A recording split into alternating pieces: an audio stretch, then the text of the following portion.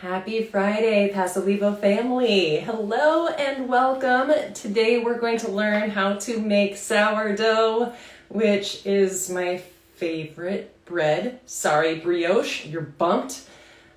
I love sourdough, and I think a lot of people attempted to get into it during quarantine, and some people managed and some people failed, and we are with somebody who fell in love with the art of making sourdough and has perfected it throughout the over a year now that he's been making and baking, and he's going to share his skills with us today. So Chris is going to be hopping on. Let's see if we can going to tell us all about how to make the perfect sourdough, which I think is pretty dangerous. Hey, hello. Hi, how are you? Good, thank you. Okay, I need clarification. All right. Sourdough. Just sourdough here, but I didn't add the bro yet. Okay, so it's bro. It was either Yeah. bro or brew, and I was toying with either one of them. I said, you know what, I'm not going to slaughter it for him. I'm going to let him teach me. Oh, yeah. So at sourdough bro, BROO, you Three have O's. Three O's. three O's. Yep, bro. Okay, and why the three O's? I don't know. I think there was someone in London that was like the sourdough bro, and there's a few other like sourdough dude, sourdough chick. But it. you know, back in college, we would all say bro, and it always had three O's. Like that was just kind of easy.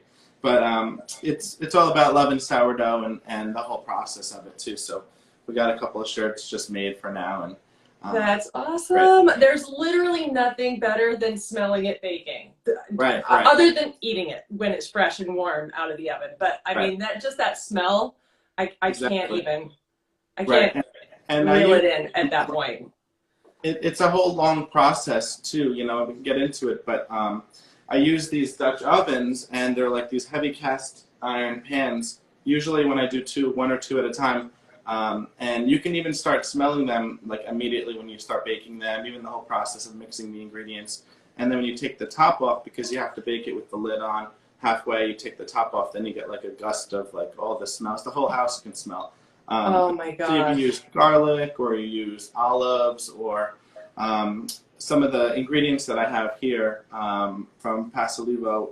And it just, the whole house, and our house is not huge, but every room smells amazing. So you start eating it before you actually taste it, because you can just smell the aromas and it fills you up. Oh my gosh. I bet if the UPS guy turns up during that time period, everybody just like, okay, I'm actually going to stay. Oh yeah, my friends are like, I'm coming over. Yeah, they all want to come over and like come have a piece, and I'm just happy to share some, because we're making such large breads, and I'm not doing a ton of them, but they're like 2 pounds each, and a family of 4 is not going to even finish that in one sitting, like 2 days maybe. I mean, agree to disagree. I feel like if I found something, you know, to dip, like good olive oil and a nice corner for me to hunker down in, I feel like I could. I see your challenge, is what I'm saying, Chris. I see your challenge. We've tried to eat 2 pieces of pumpernickel and 2 pieces of olive bread, and I was able to do it. And I weighed it out, and it was easily over a pound of bread, and I was good. The whole next day, I barely had to eat, so I was just building. I went on 2 hikes. I ran. Right.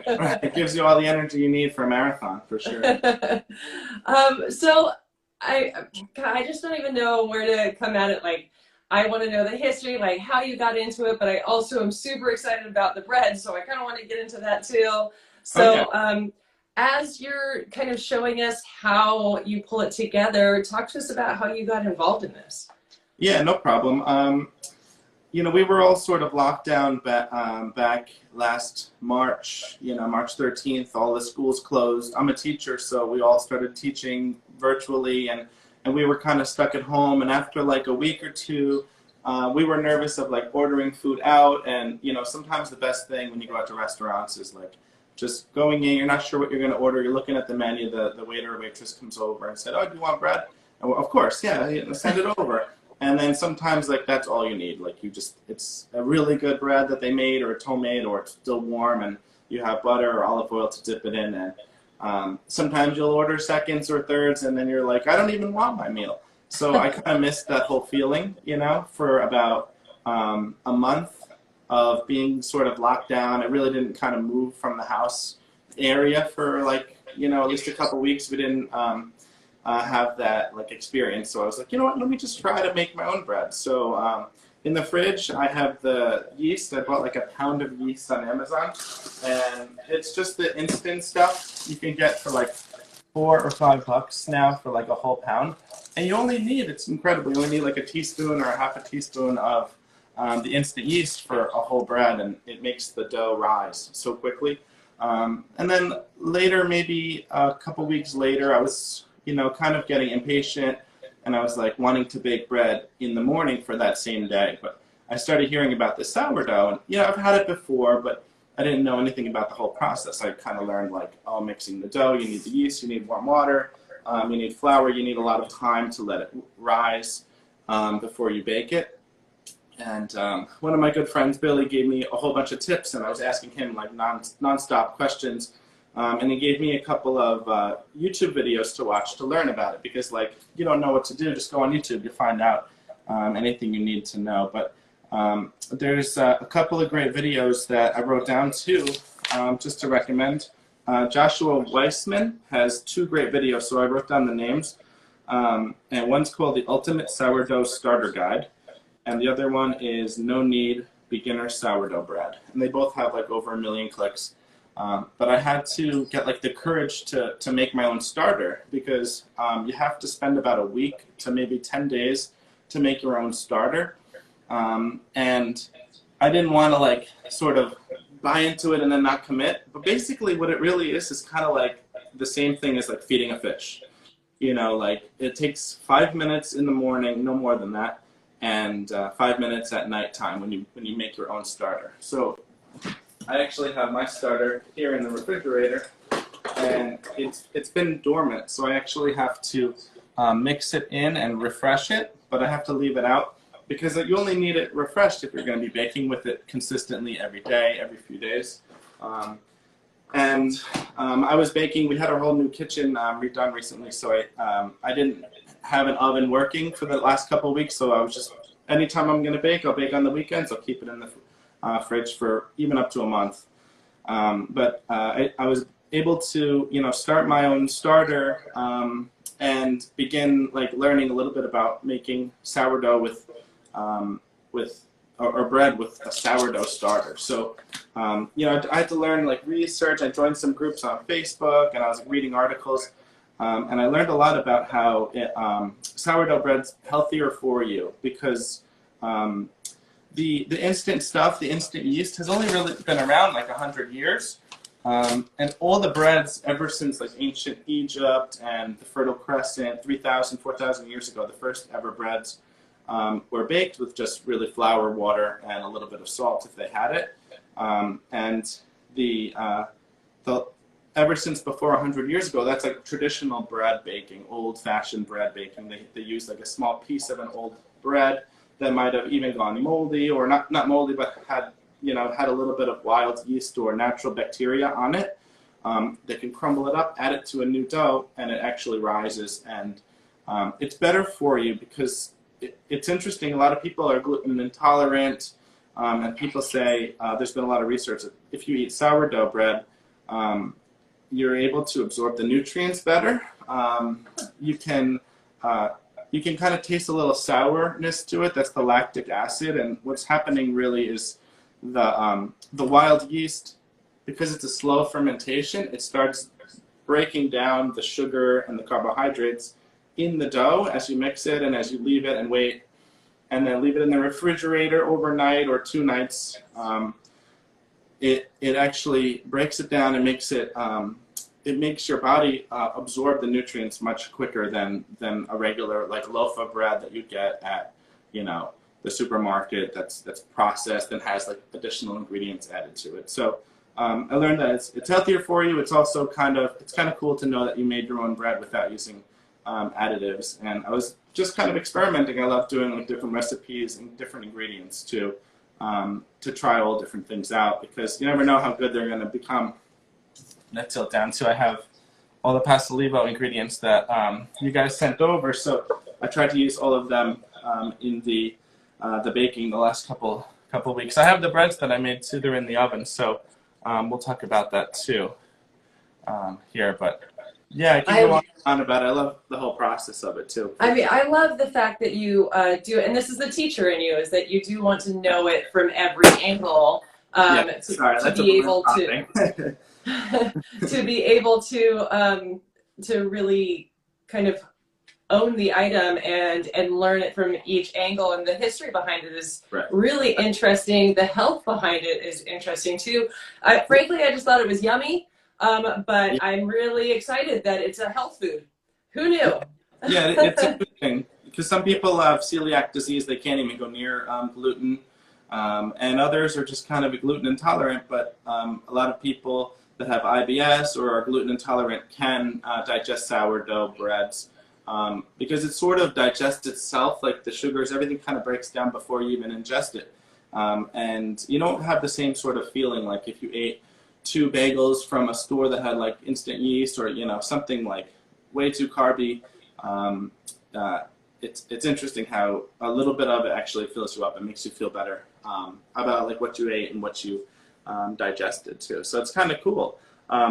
It's a long process too, just doing one bread. I usually bake 2 at a time. And there's so many times that I've baked breads, froze them like when they're fresh, wrap them in saran wrap or plastic wrap or a big Ziploc bag and freeze them. And then even a month later, 2 months, they say 3 up to 6 months, some people say, if you wrap it in foil and rebake the bread, no one can ever tell the difference that it was frozen or not. I've had a fresh baked bread and a frozen baked, and I've cut them both, and people are like, these both taste delicious. They taste exactly the same. Because when you rebake one, they're like 2-pound breads in foil. If they're frozen and you rebake it, you really need to bake it longer than it takes to do the original baking. I usually go, if it's a 2-pound bread, like 900 grams, I usually bake it for about an hour to an hour and 10 minutes at 350, and just sort of let it re-steam itself. We've taken it out in an hour, tried to cut it, and the center is still rock hard. And I think it's because like the hydration, there's like at least 75 or 80% of the weight of the dough is water. So the 3 main ingredients, the flour, water, salt, the water just stays like an ice rock inside, but as you rebake it, it re-steams itself, and the crust stays nice and crispy like it should, and the inside is always like a moist, flaky bread that's almost spongy, and you can push it down. It doesn't dent like a Wonder Bread. If you push it down, it would be, you have your thumbprint in it, but this it usually springs back, and it kind of locks itself together with all like the gluten, since there's so much kneading going on too. Huh. Gosh, I mean, and that's fantastic too. So if people are following along with you and baking, so that means you can make, more and more and put it in the freezer and just when you are ready, pull it out. When you've got guests over, pull it out for them and just make sure to pop it in the oven a couple hours before they turn up. We bought a downstairs freezer, to have other things, other meals and frozen meats and everything, usually a lot of mozzarella, whatever, from all the pizzas we were making. But I had a record. I think I had 11 breads in the freezer downstairs, and they were all wrapped up, but they were either given away or just eaten by us or brought over to a family occasion. Sometimes I bring two breads with us to like a holiday or something, and all you need is about an hour before you want to eat it. Just take it out, wrap it up, bake it, throw it in with anything else in the oven. And it really refreshes itself up because there's no like freezer burn or anything. The way you have to rebake the whole thing, it's not like a quick microwave, pop it in. You really have to sort of rebake the whole thing. But by weight, I always talk about grams. So it's kind of tricky. Sometimes I don't even know like how many cups I'm using because I use a gram scale. If anyone wants to get into baking, I would totally get one. They're $15, $20 on Amazon. And they're precise, so when you're measuring salt, when you're measuring water, when you're measuring flour, other ingredients, or the olive oils, you can know exactly how much you put in because it's really a science, to know how much of different ingredients you want to use, what's the hydration, you want it a salty enough bread but not too salty. And this way you can replicate it. Like if it's a knockout recipe, you want to remember like, oh yeah, like I know I wrote it down in my notepad. I'm gonna make sure I make a post. I want to like teach people that this was awesome, inspire others to try it too. And you can look back and see, because it's a lot quicker when you have a scale. You know, sometimes we'll do 2 breads. It's about 950 grams of flour. I usually use whole wheat. I have a whole bunch of flours here. I always go for whatever I can find. If it's organic, that's great. I use King Arthur. We get that all over the New York area. So I have King Arthur. There's a great Bob's Red mill. And they have like oat flour, whole wheat, and rye.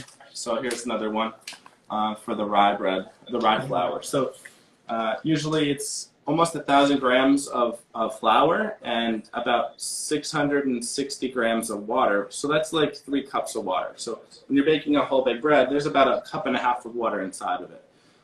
That's why they're so like moist and they're dense and they're heavy. You know, people hold them and they're like, wow, I've never held a bread this heavy before. Because it's kind of like, you know, like a little football filled with sourdough love, right?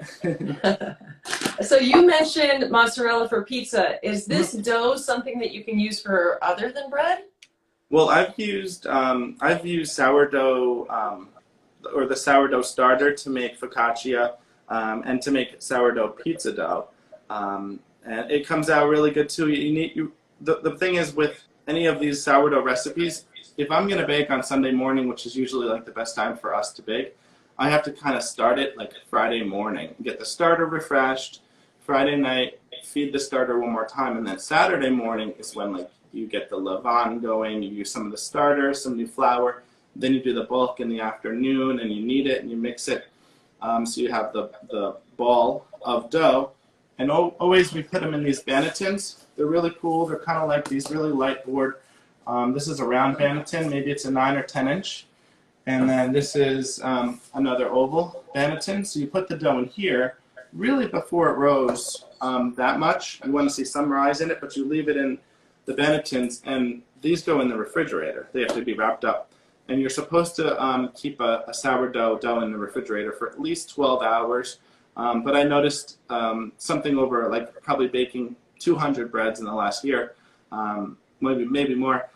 The longer you leave it in the refrigerator, the more sour of a taste you get. So it's kind of like, wow, that's super sour. So I've done 2 night or 36 or 48 hour fermentations. It's a slow process. You leave the dough in, and then it kind of just sits there, and it just slowly ferments, and the flavor becomes a little bit more sour, a little bit stronger.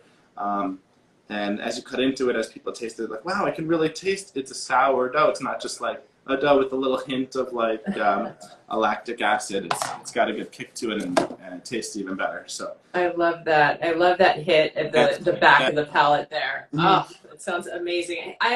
On the side note, I do want to say you've got a whole bunch of people fanning you right now. Nice. A whole bunch of people loving on you. Cool. There's a lot of people narking you out for making some really awesome pizzas, some really cool gifts. So yeah, that's cool. I know most of the people that are commenting probably tried it. I brought maybe 6 or 7 breads to work over the school year and shared it with friends and, you know, parties and groups of friends. I'm always like, oh, you got to try the bread. You know, I'm not trying to like say I'm the best baker, but I'm saying like sourdough is really cool. Like you should try to do it too. You know, maybe make your own recipe one day. I'll give you some of the starter myself. I'll teach you how to do it. If you're interested, just let me know. You know, people have sent me messages, and I've learned from others and stuff, but they seem to really like it, and I want to continue doing this, you know, as long as I can, because it's fun. It's a good, clean hobby, and it's kind of like an old tradition, you know, because like parents, grandparents, they try to like teach you things, and sometimes like baking, even 50 or 100 years ago, we all had relatives that had to do their own baking, or they go to like the local baker. It's cool to know like the history. Maybe there was one bakery in the whole town, and everyone went there like one day with all their doughs and made like a few loaves of bread for each of their family members, and like you had to bring your dough, and then you brought your dough home. The scoring on the top, the patterns, it's cool because a lot of people, I learned the traditional scores, everyone had like their family score, kind of like a shield, you know, where like you might have a cross for a family member, or like 2 X's, or a certain swirl design. Like that was sort of the design for like that household, You know, so like that's how the baker knew which bread to give back. Like they didn't have bags. Each person just handed over their doughs, you know, in a bowl or something made out of wood, and then they would just like toss them, you know, out of the carriages you see in like the old shows. Like they have like the old baker in their wooden wagons, you know, passing over the doughs that have like the family crest on it. So it's pretty cool to see like That's the traditional. really Like, cool. yeah, I mean, and I was thinking the fact that you're like, hey, I'll have you, give you a bit of my starter. It's such a community kind of right. feel. You know, you're baking. It's not like you said. This is big bread. You're not like I'm baking this because I'm hungry and I want it. It's more like what can I share? What can I give? So I love that quarantine, something that kept us so alone, has now created such a community kind of feel to it and paying it forward. So without any further ado, can we start looking at those breads that are in the oven that are probably they're done. Really I left the oven, I shut it off, and they're definitely warming up, or they're definitely warmed up. I'm going to take them out and turn my camera down so we can cut them open together. Before I take them out, I'll do the focaccia first. With the focaccia bread, I did a sourdough focaccia. I put some onions on it and a couple like herbs from the garden, but I used the truffle sea salt from Pasolivo. So I had to put this in like 3 bags. It's potent. It's amazing. It smells so good. Even in the box, in the bags, you can still smell it when you open the cabinet. And people love, if you really love truffle or you're like not sure about it, if you like truffle, I would totally recommend trying to get some truffle sea salt. So I sprinkled, I think, 10 grams in the focaccia, and I'm going to put like a little bit more on top. So let me grab that right over here. Yum. Yeah, this is, when I first started working, I already had some truffle salt at home, and this one blew it out of the water. It's just white sea salt and black Italian truffle, and it is so clean and such a beautiful flavor. Definitely a little goes a long way, so all you need is, you know, a pinch on your scrambled eggs or a pinch in your popcorn, or, oh my gosh, he has a happy face! Yeah, I did a little onion happy guys. face over here, and I can even smell the truffle sea salt on top of it. But I like to do like kind of cool designs and shapes, and the red onions are awesome for like cool little circles. So you guys can kind of see that, right? So I'm going to lift this up a little bit. Oh my gosh, as if, you know, bread didn't make me happy already. Right. Look exactly. at this guy. Yeah, we made 2 of these, and one is gone, and now we had to try it out. So this is the focaccia. It freezes. I don't know if it freezes as well. Normally they're just gone. You know, you make 1 or 2, they're gone like the second day. Yeah. But when you rebake everything, you know, it gets soft, it gets spongy. I did this in a 10-inch, I believe, cast iron pan. So you can see the bottom of it has the olive oil, the Pasolivo olive oil. And you can even see a little bit of the shine to it. There's the bubbles from leaving it in the pan and let it rise in the cast iron pan. I guess we'll just cut them right in half. Usually I slice it like a nice pizza pie. So you added the California extra virgin olive oil to the sourdough. Right. Or to the pan or into the sourdough? Both. The focaccia breads, because they're kind of like a spongy, delicious bread, I did, I think I did 30 grams of, I wrote that down, 30 grams of Pasolivo olive oil in the dough and I added the, let's see, right here. I added the truffle sea salt right here on top and inside the dough. So no, it takes a little bit of time because you have to like let it ferment the night before. So yeah, I did 20 grams of the olive oil for 2 breads. So this one has 10 grams, but you add more because you want to coat the whole bottom of the cast iron pan. So I just cut this one, and you can kind of see. I'm going to bring it up. You can kind of see how like spongy it is and how it pops right open. And for this, I totally would add, you know, like some more olive oil on the side just for dipping. It's not really, focaccia breads, you know, an Italian bread, it's not for butter, unless you're like my son or daughter that really love the butter. They'll just like go right for the middle and put tons of butter on it. But we have, you know, flexible, soft. It's sort of like a pie, and they can rise more depending on how much dough you add. and how much time you let it rise. So I would add a little bit of sea salt, maybe some balsamic, and more olive oil, because it really moistens it up. And this could be your whole meal. I mean, we were talking when I first made the first few focaccia breads. It was something we wanted to just say, let's just have this, maybe like a nice cheese, maybe a wine or something, and that's all you need. I mean, with all the other things, people make a lot of food. I'm all about the carbs, you know, like some people make all these meats and barbecue, and they have, like, that's fine. But I can be happy just eating bread for the rest of my life, especially, you know, sourdough. If you're using great ingredients like this, you're going to be a happy eater for the whole rest of your days, for sure.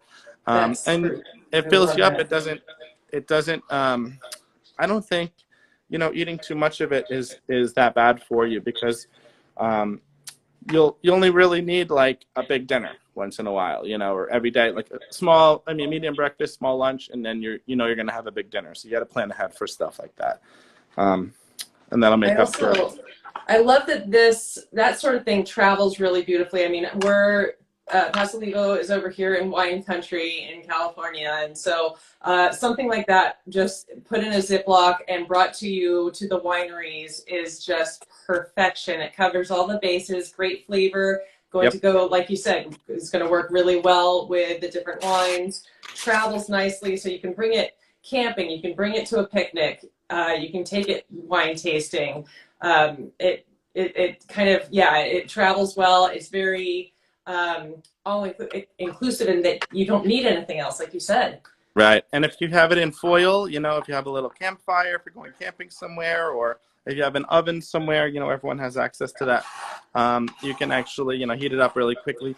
I've even seen a few people that I follow on Facebook in some groups that have purchased these solar ovens, and they leave bread in the oven. The ovens get up to 350 degrees, believe it or not, in the right areas.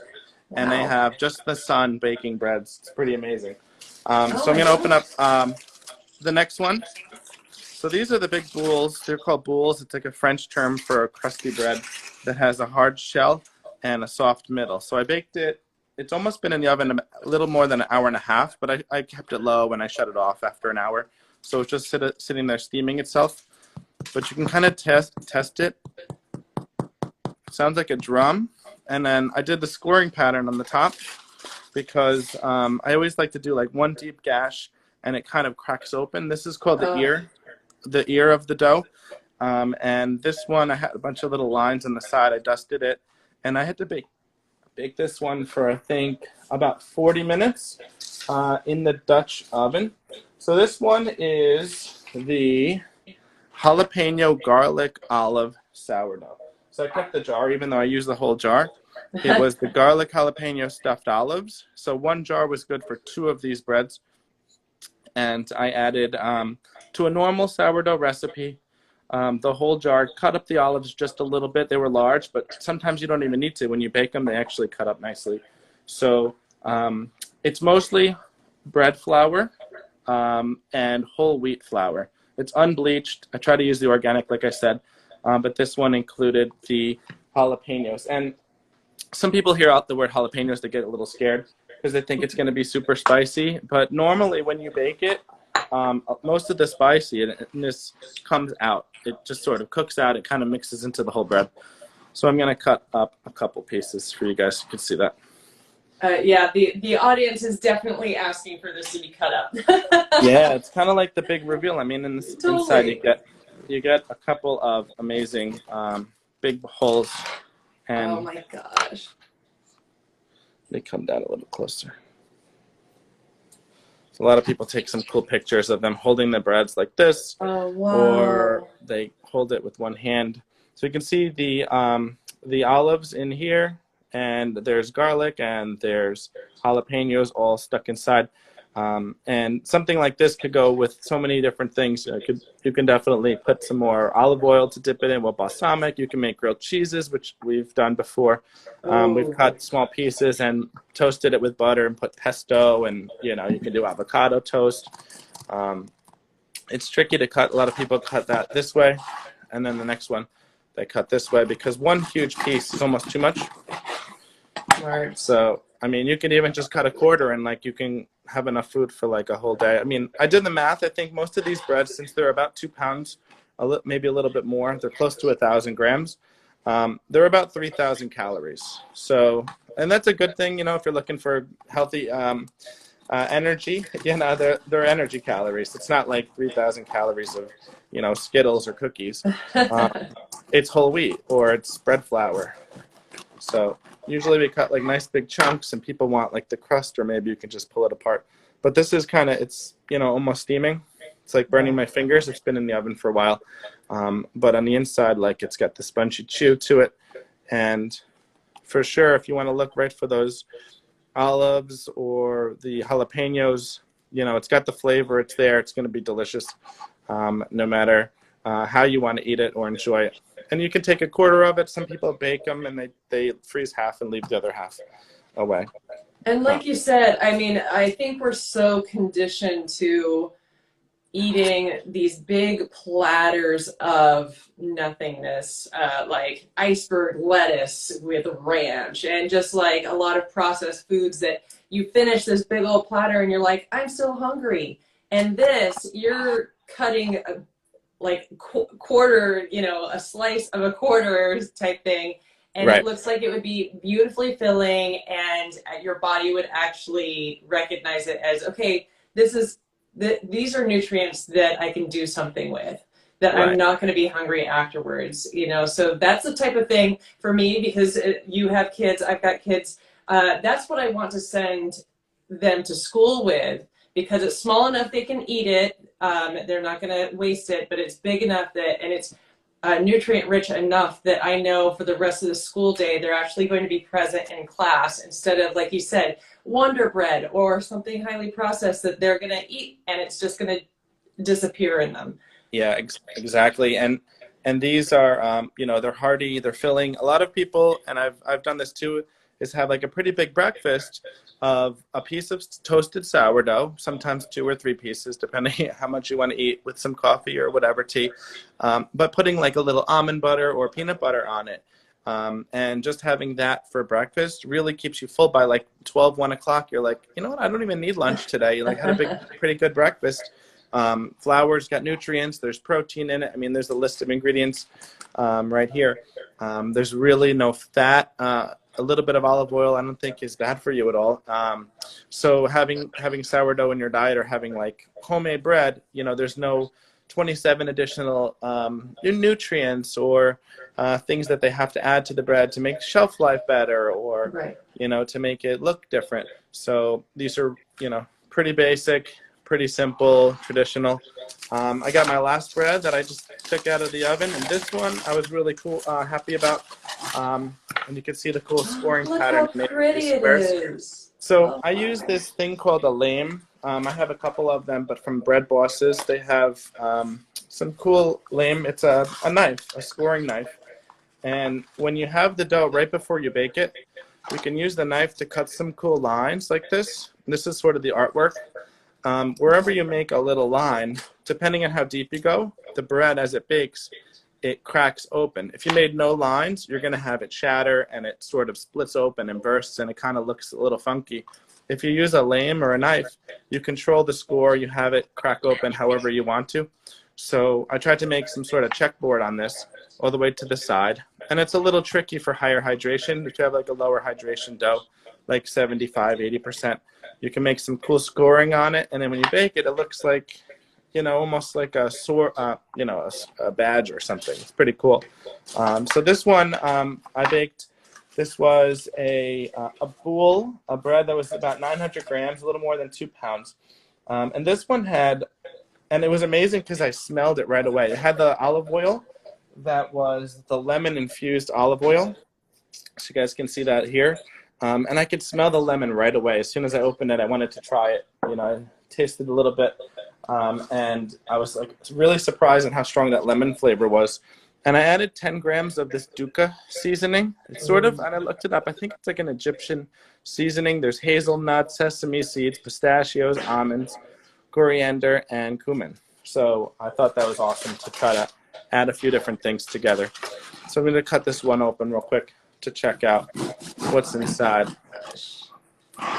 Yeah, so that's a Meyer lemon olive oil that you're using there. So really fresh, really beautiful. It's oil to oil, so everything you bake with, yeah, your whole house smells like it. It doesn't disappear when you're cooking with it. Great for baking sweet stuff and savory. That Right. looks phenomenal. And you can kind of see like I'm pushing my thumb into it like at least an inch and a half, 2 inches down, and it's just like a trampoline. It springs Pop stuff back. It's out. got structure to it. There's some pretty good bubbles, throughout the whole thing.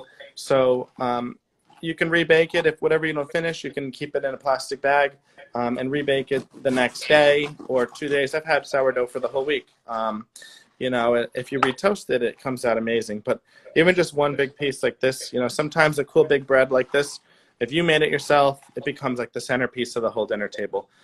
So some people take cool pictures. They have them, set up in different ways. They have it stand like this, and they hold it, so you can see the top and the side and a few pieces.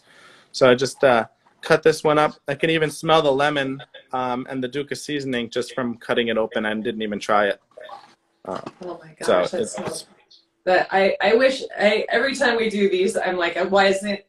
It needs to be smell-o-vision. I need to smell that, but I don't. That would probably be pretty dangerous. It looks like it smells beautifully, and the thing is that that's with all of our oils. They're oil to oil. So infusion would be like slicing up the lemons and putting them into the oil and hoping that steeps. Whereas we actually take the oil from the zest of the Meyer lemon. So you're doing oil to oil. So it's such a beautiful, true flavor. I think you and us, we kind of preach the same thing, that small batch, simple ingredients, just the beauty of organic, natural, no preservatives. And that's definitely something that we stand by. And it sounds like the same thing for you because it speaks for itself. You can do a side by side your bread versus store bought, and it's going to blow it out of the water, obviously. Right. Same with our oils, so it just pairs up so beautifully like that. You've been mentioning balsamics, so we have the aged balsamic here. Yep, I got it right here too. I'm excited to use. I used it a little bit before, but what do you guys usually mix that with? Do you just do balsamic by itself, or you do balsamic olive oil, or does it matter? Yes, and yes. I mean, I've sliced up strawberries and used that aged balsamic on strawberries, which would be beautiful on just a basic, sourdough piece. But also, I've paired it up with pretty much that aged balsamic works with any of our oils. So you use the California extra virgin olive oil. It would pair up beautifully together as a salad dressing or as a dip, red dip. It would work well with that lemon that you use. So it would kind of bring that flavor out as well. So yeah, I mean, that one is a great one to use across the board. Right. The balsamic is so strong too. Sometimes we buy like the sticky balsamic glaze, so it's a little bit sweeter. Or we'll do balsamic, olive oil, a little salt and pepper, and maybe some Parmesan or Reggiano cheese. Nice. To mix it all up. And then no matter how much you make, you always run out, and you want like more of the dipping sauce. So for anything, but a little bit goes like the flavor is just like one bite, you're like you can taste, you smell how good it's going to be when you smell it. Then you taste, you're like, wow, that's the best thing I've had all week, all year. The aged balsamic. This one is aged 18 plus barrels, 18 plus years in barrels in Italy. So it does have that smooth, kind of rich, sweet quality without any additions of any syrups or anything. It's just naturally. It's aged down. If you know balsamic, it aged down into those little barrels. So just gorgeous in flavor. So I mean, quality. When you have a quality bread, you want to bring in quality ingredients, obviously, because last thing you want to do is buy, some cheap stuff to put on such a good quality bread. Right. So the two go hand in hand so beautifully.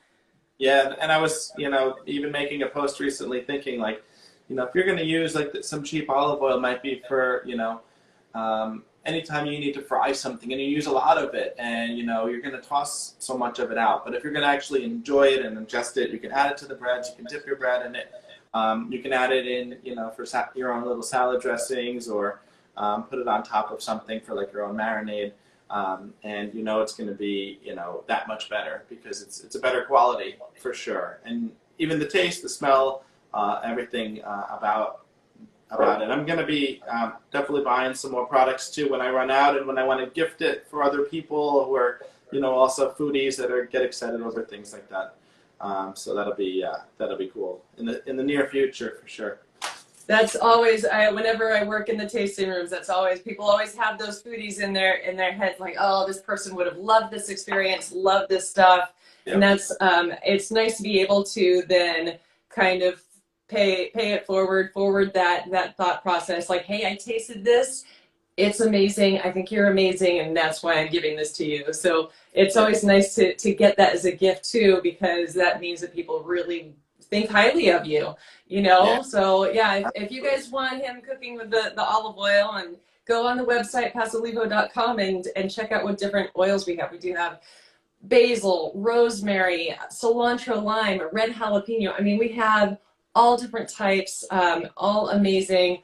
So I just the possibilities between your sourdough bread and our oils and balsamics and vinegars and the seasonings too. We didn't even really broach the seasonings. We did, you know, salt, we've done the dukkha, but I mean, it would be, that's just a whole yearbook of excitement over there. Exactly. Yeah. No, this was great. I'm so happy that I was able to try out the products too, and just use some with some, you know, homemade stuff. Really goes a long way. So we're going to have, is this right, that we're going to have your recipes on our site so that people can look them up? And I mean, is it okay if people touch base with you if they have questions? Yeah, absolutely. I'd be happy to help, you know, and sometimes I'm up like, oh, let me write back to them, and like half an hour later I'm like doing some research for a better answer. So, you know, naturally I'm there to help out people, especially if you want to get started or if you want, you know, some tips. Because I've made so many mistakes. You learn from your mistakes, and now I think I got it down pretty pat to do a couple small batches. You know, I'm not mass producing here. It's in my own little kitchen, and we're able to make a few here and there, like once a week, once a month, or for the holidays. It's great to have. So I'm there to help out. If people have questions, definitely reach out. Nice. That is, and that's at Sourdough Bro. That's 3 O's. So that is who you'd reach out to. Chris, I mean, you've got so many fans. I don't have to tell you how fantastic everything is because they already have. It looks like you might be buffering right now. Oh, you're back. No, I'm here. And someone had suggested we have a black lava sea salt. That's this big chunky black sea salt on top of a good sourdough bread. I bet that would be amazing. So people are already brainstorming. You might be put to work a little bit. Yeah. We get absolutely. There's unlimited like possibilities. So I'm always ready to like try something new or do try a different adding to a recipe to see if it could make it even better. So. Is this accurate that you're working to open a pre-order baking club? Maybe in the future. It depends. I mean, it's just more of a big hobby now, and it's for fun. But a few people have reached out to me, some people that live local, and they're like, hey, can you bake me, you know, sourdough bread with everything seasoning on it? And I'm like, yeah, no problem, you know, because I'll make two, one for me and one for you. You know? A few people I follow, and I've done a few like chocolate sourdoughs with like cocoa powder and chocolate chips, and it becomes like a giant cookie when you put some butter on it. Oh my God! Really big dark bread that it could be for any meal. So it's cool to see. And people beg at school at my work. They're like, "Bring more bread when you're gonna bring bread." So normally, exactly, they love it. So. And you're East Coast, correct? Yes, New York. All right. So when you do come and visit California, please make sure you swing by. Definitely. And I mean, hey, if you bring bread, we're not going to complain about it. So just putting that out there. That's cool. Thank you. We will, for sure. Swing by the tasting room. We'd love to have you. We want to show you how the magic happens. And that's for all of you guys, the viewers. We want you over and visiting. We are staying constantly up to what the new safety guidelines are to make sure that everybody feels safe and comfortable, but still has a great experience, because we, you know, not a lot of people have gone out and about. So we're still kind of, you know, excited to be out in the world. So we will make sure that we're taking care of you guys while you're with us, coming and visiting us too. Awesome. Thank you so much for your time. It was highly appreciated. I mean, You're the welcome. history, the nutritional information, your passion, your excitement, Yep. definitely really addictive. I mean, that is really cool. So thank you so much for sharing all of that with us. Oh, thank you so much for you know, having me on your show, and I look forward to continuing to use the products and sharing them, getting the word out with everybody too, and all about the healthy products that we got available, top quality stuff. So thanks again too for you. So this is live right now, as you guys know, but this is going to hop onto our YouTube. It's going to hop onto our Facebook, our Instagram. So this is something that people can go back to. You can take it and put it into your stories or send it to friends. So this isn't a stagnant situation. It is going to be moving and breathing and continuous views. So that's a heads up to you, Chris, that this is the people bothering you about how to be a sourdough god like you are. Guru, yeah, I'll be the guru. A guru. All the questions for the little guy. Yeah, you're gonna get a few hundred more probably. So, awesome. Yeah, I thank you again for your time, and I'm going to talk about what we're doing next time I hop on live. Have a fantastic Friday. Thank you for sharing your brain with us and all your skills. And hopefully we'll have you back on, and we'll just keep following you and seeing what else you do, what other magic you make with our products. All right. Sounds great. Thanks so much. Hi, thank you. All right. Guys, so next week is the 3rd. It's not next week, but we're hopping into September already, because time just keeps flying. And we are going to be with our guest Dave, who is gluten-free Dave, or at glutenfree.dave, and he's going to be creating some gluten-free dishes for us. He's going to be making sweet potato hummus. I love hummus of all types. In fact, you take this show, you make yourself some sourdough, and then you make your sweet potato hummus to dip. And I feel like you have got yourself a situation.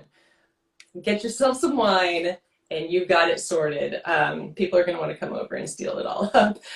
So he's going to be using our classic extra virgin olive oil, our Pasolivo garlic lemon olive oil, and he's going to be using some sun-dried tomato stuffed olives on the side. So you'll be seeing the post about it. You'll be seeing that in our stories. But make your bread now. Start making your bread now, so you'll be all set and ready to go for the 3rd to create some hummus, to just create a fantastic little meal for yourself.